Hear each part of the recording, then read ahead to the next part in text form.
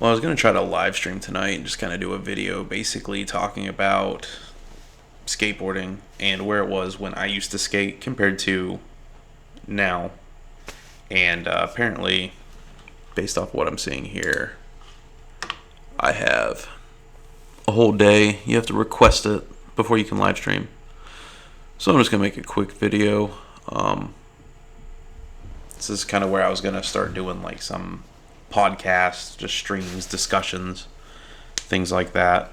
But maybe, get guests on here that can stream from their locations and kind of just do a podcast style thing on the side.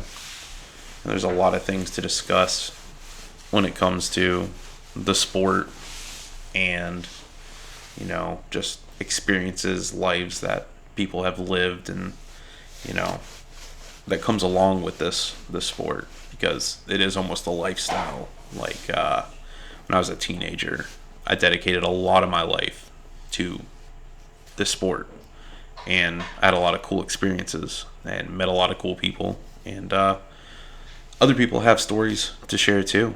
And I think it's really cool to hear people's stories and just the discussions and where they lead to when you're discussing skateboarding. And a little bit about myself. So I skateboarded a lot from like the age of 11 till I was about 17, 18. Still skated until about 20, but it was very hit or miss. I got more into the partying side of things. That's a big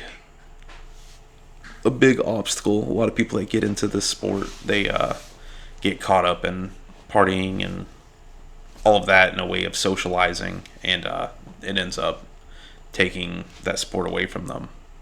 Ultimately, not everybody, but a lot of people. I mean, even your pros. Ryan Sheckler, he was on Hawk versus Wolf's podcast, and he was talking about how he noticed that like his drinking really became an obstacle, and he had to go to rehab and stuff for it. So I don't think I got that excessive. Maybe I did and just didn't realize that I needed that kind of help. But yeah, so it kind of got me to where I separated myself from the sport, and then here I am. I don't know, what was that, about 13, almost 14 years later, almost 15 years later, getting back into it. Started off with, I wanted to have something to relate to my kids with, and I wanted to present the sport to them. And then it's kind of turned into something that I've wanted to do, and it's like a form of exercise. I've let my health go, and I feel like it's a healthy way for me to try to get back in shape, but also do something and enjoy what I'm doing. I can't run because I don't enjoy it. I don't have that drive and that desire to just go out and run. Same thing with lifting weights. I could lift weights a little bit, at home, but I'm not going to stay committed to it. And skateboarding has, at least at this moment in my life, really, I feel like a commitment to it. Like I want to, not necessarily do the things I was doing when I was younger. I was throwing myself down like, fairly large stair sets and stuff like that. And I don't think that I necessarily want to go into that route of things per se, but I definitely want to skate and just improve myself and have more experiences with the sport, and have that passion that I used to have, and share with my kids if I can get them to grow that same love that I did when I was younger. But yeah, so we'll kind of take a look here, and like I said, it's gonna be a short video, but I've noticed as I've tried to like educate myself back to what current skating is, because it's wild. There's even board shapes. 5150 is a local skate shop to where I'm at, and like boards have gotten so wide. So when I was a skater, when I first started, 7.5 was like, that was the size that almost everybody everybody got. And then I started getting, like, when I was like, 15, 16, 775 started being the common one. Then a lot of people started going to 8s. I got an 8, and I was like, oh, it's just too wide. I was like, it's just not my thing. And can I not just click on skateboard decks? But yeah, so, and then now my board's an 8.5, and honestly it feels really good. I was not I wasn't sold when my buddy was like, yo, just get a, actually here's my board right here, the one that says sold out. I wasn't sold when my buddy was like, hey, you need to get an 8.5. I was like, nah, that's just too much. And then I committed to it. I was like, you know what, let's just do it. I did some research, saw that everybody else is, not everybody, but majority of people getting wider boards. I was like, maybe there's something behind it that I'm just not aware of, and I did. I'm glad I did. Took me maybe 20 minutes at the park to get adjusted, and I was like, oh, this isn't like I thought I was gonna feel like I was trying to kickflip a piece of plywood. I really thought that it was gonna be much more difficult than it was. And yeah, so just the boards have changed, which they've always, like, it's been an evolution in the sport from the 80s until now.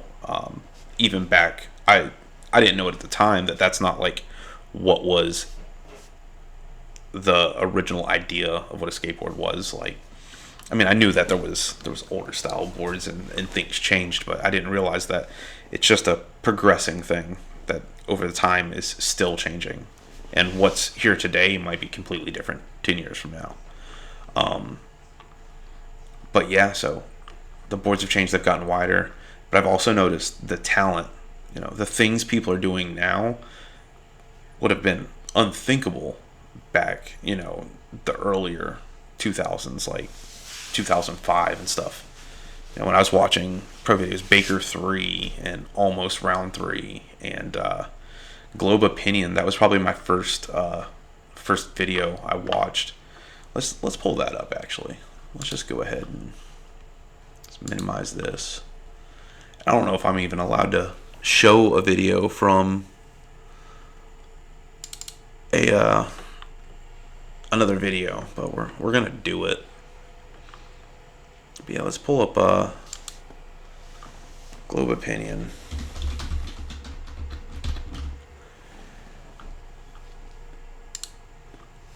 And it's just the skating from what I thought was insane. Like, we're gonna turn the volume off because I know that'll get it kicked for sure. Let's pull up some of this footage here. We're gonna get any, or is this literally, oh, we're gonna go into there you go. Oh, you gotta watch an ad, sweet. This is what I do to people on my other channel that's actually monetized. Make them watch ads. But yeah, like, that crook, don't get me wrong, it's better than anything I've ever done. But like, some of this stuff wouldn't even, and don't get me wrong, some of the stuff on these videos is worthy of a video part in today's skating world. But now there would have been some sort of flip trick into it, out of it, or a combination of both. And it's gotten insane where this new generation of skaters are taking it. I mean, you still got your legends. You still have, like, Rodney Mullen. But I mean, we got Andy Anderson that's following up. I mean, he's getting a name that's huge. Merging freestyle with, like, I guess, traditional street skating. And it's just insane. But yeah, I remember Chet Thompson. I remember having I want to do a video on the original shoes. Man, I think I had some killer shoes back in the day. That was one thing that I was really into, was just the whole shoe thing. Of course, I destroyed them. My family hated me for that. get a brand new pair of shoes they spent $70 on.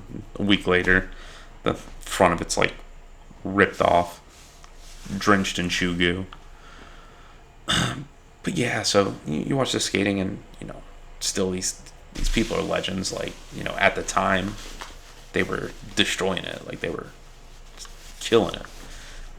But then now, you look up some of the new pros. Best of skating 2024. Let's see what pulls up here.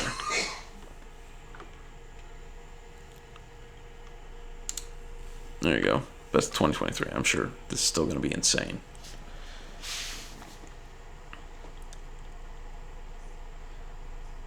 But yeah, if you just see the stuff people are doing, and don't get me wrong, like, not that there wasn't pros at the time then doing this now, and maybe it's just that there's so much more exposure. Everybody has a camera at hand ready to record at any time.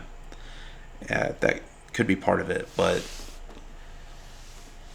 pros pretty much, when they need it, they've got a camera guy just available. I don't feel like this is doing justice to what I've been saying, but yeah, it's just crazy the way that the sport's changed. And definitely, everybody's goal, oh, I want to be a pro. And I dedicated a lot of time. Like, I put a lot of effort into wanting to go pro. And the only video I got online is not a good video. It was one skate day. It was shortly after I broke my ankle. I had to get reconstructive surgery. And, after that, it wasn't the same. But, like, it was not in my prime of skateboarding when I made that video. But still, I had this, like, dream. I wanted to go pro. I went to a couple contests. One of them I did okay. And the first one I went to, it was horrible. I was capable of, kick flipping, tray flipping, going over tabletops and everything. But the stress of being in front of all these people, an announcer announcing your name, you're going out there, and I literally dropped in and just kept bailing on every single. I don't think I landed a single trick in that first contest, and it was so embarrassing. All my blood rushed to my face, and like, I could have cried. It was so embarrassing being in front of everybody. And I signed up for intermediate. Like, there was like 4 levels to it, and there was like beginners, which were mostly little kids. And to be honest, I should have just entered in the beginner. Don't get me wrong, they really didn't do anything, but for their age, they were killing it. They were jumping in, doing some ollies and stuff. But I should have just, they landed more than I did, because I was trying to do, kick flipping over a tabletop, trying to do some tray flips, doing, various different stuff, different grinds, and I couldn't commit. I was so stressed and not ready for that experience. Then the second one, I went in, and it was at a local skate park near where I lived. That one, I did some stuff because there was a park. Like, the first one, I went to Asheville and went to a skate park there for that contest, and never had been to that park before or anything. I had 2 hours before the contest to get used to it, and I was somewhat of a newbie at the time. But the next one, was at a park that I had skated from when they opened. I had like a year of practice at that park, so I had some stuff that even in a stressful environment I was prepared for. So I did okay on that one. I didn't win, but I did okay. But yeah, it's just the evolution of the sport, and I'm excited to get back in it and be part of the sport again, and the community. Now that social media, we didn't have that back then. Now that social media is so big, there's a lot more connection, and it's so cool. And so I'm going to do some live streams. We're going to get some conversations going, and just talk about this. And I'm still going to film. I got a bunch of friends coming over tomorrow. I'm starting to work on like my own little at-home skate park. Got some friends coming over, all in a similar age group as me. That's why the channel's named Skaters Over 30. And then I'm going to go to the Mooresville skate park in North Carolina. That park's pretty good. And there was some skateboarders that were as old, if not older than me, that were killing it. And see if they want to, be in some of the videos and things if they're around when I'm around. And yeah, so there's a lot of stuff. I'm excited where this is gonna go, and I hope that you want to join this journey with me. So I appreciate you watching. I know this wasn't the video I had planned to make, but it is what it is. I'll catch y'all next time.